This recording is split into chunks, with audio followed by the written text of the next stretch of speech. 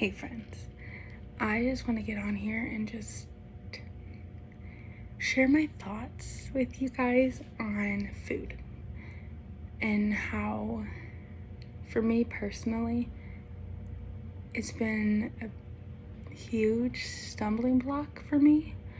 After my gastric bypass, I was on a very strict diet, and I still am on a somewhat strict diet, but it's not even really a diet. It's just what I'm going to do for the rest of my life. It's my lifestyle change, and I'm for it. Hear me when I say that. I'm so for it, but that doesn't make it easy, right? I got diagnosed with binge eating disorder when I was 12, so I've been living with that diagnosis and learning how to live with it in a healthy way for 13 years. And that, doesn't make it easy. It's so hard. But the beautiful thing in all that is that I have been able to grow and learn more as a person of who I am, which is beautiful. So beautiful to me, because I'm learning who I am outside of food. I, for years, identified myself as, the funny fat friend. I identified myself as, the human garbage disposal. So if you can't finish your food, I got you. I'll finish it. It's embarrassing. But it is what it is. I can't change it, but I can take it and I can use it and turn it into a good light, right? I can use this as a learning experience, a teaching moment, as you would say. It's hard. I am an addict. I'm addicted to food. I would overeat to the point of I don't care if it hurt. I didn't care how it affected my relationship with my family,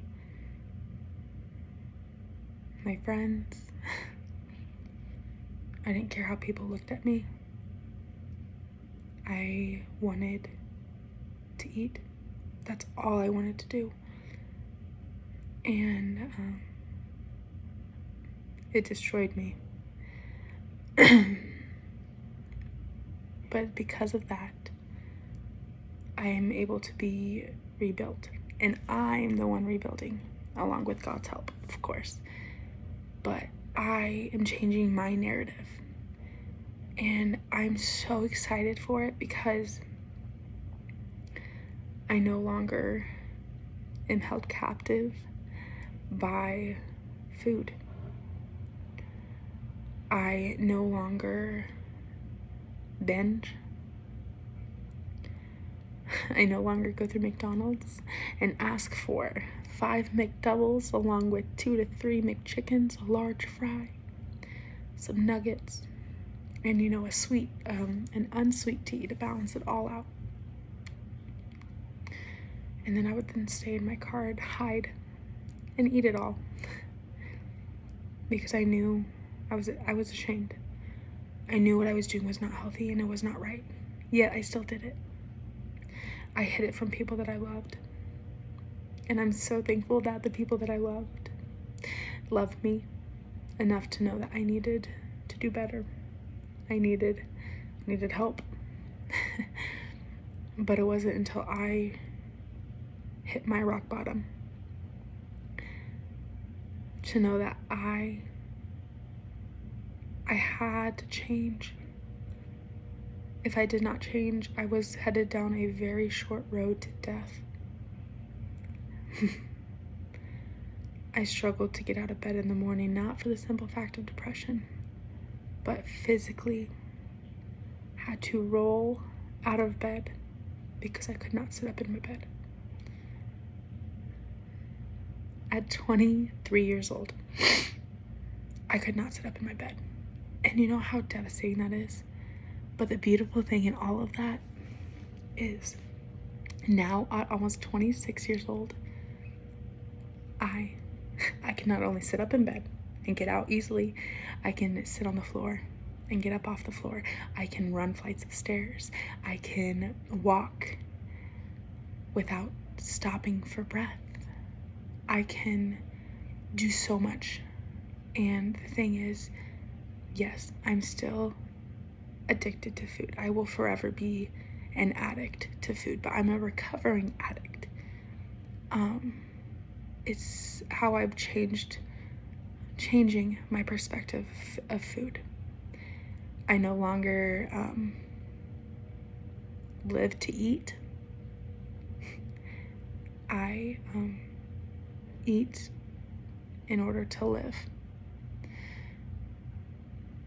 I still struggle with the urges to binge.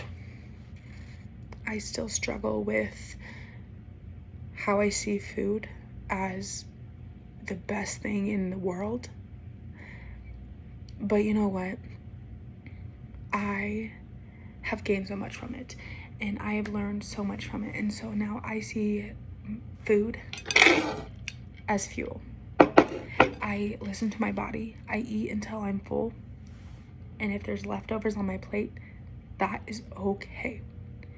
I have gotten better at not putting my leftovers in a takeout box and then finishing them at the table before leaving a restaurant.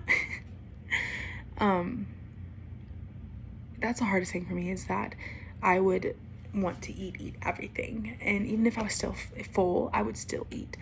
So for not eating my leftovers, if anybody wants to know, I guess, I do a lot of out of sight, out of mind kind of situation. It's a lot of mind over matter. So if I'm at a restaurant and I have leftovers, I will put it in a box.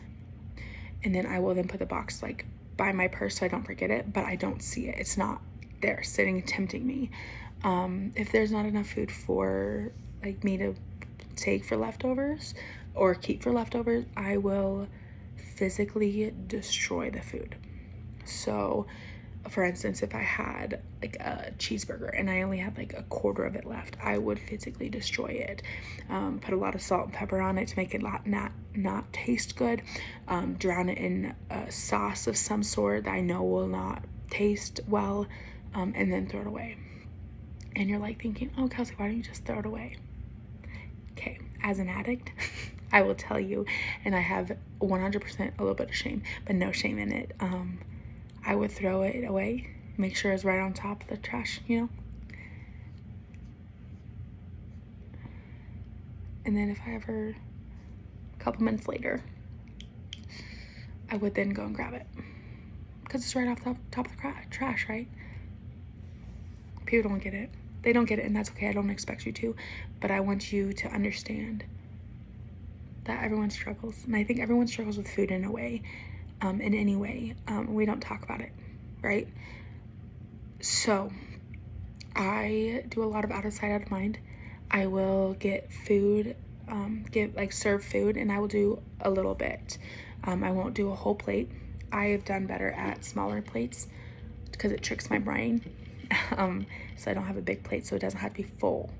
So I can have a small plate and then I can still fill it and it looks full. And so it tricks your brain into thinking that you're eating enough, because you are eating enough. But the smaller the plate, the better for me. I will have my family, if I'm out with them, I will have them take the takeout box. Like if I'll box it up and I'll be like, I'll give it to my mom. I'll be like, Mom. And she'll hold it for me. She'll sit it by her lap. So it's out of sight, out of mind. She will grab it, and then when we get home, we'll put it in the fridge.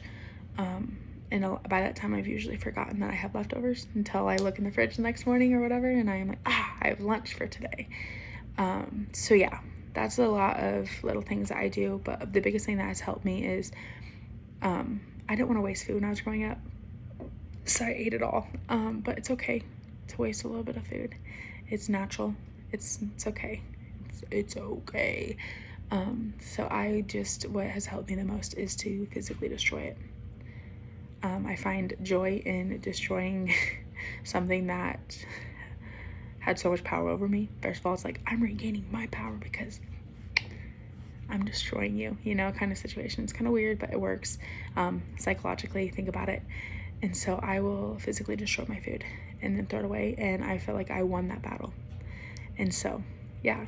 Anyway, that's just a little bit about my addiction with food. I hope that you guys can take something worth anything out of this, to help you, to know that you aren't alone.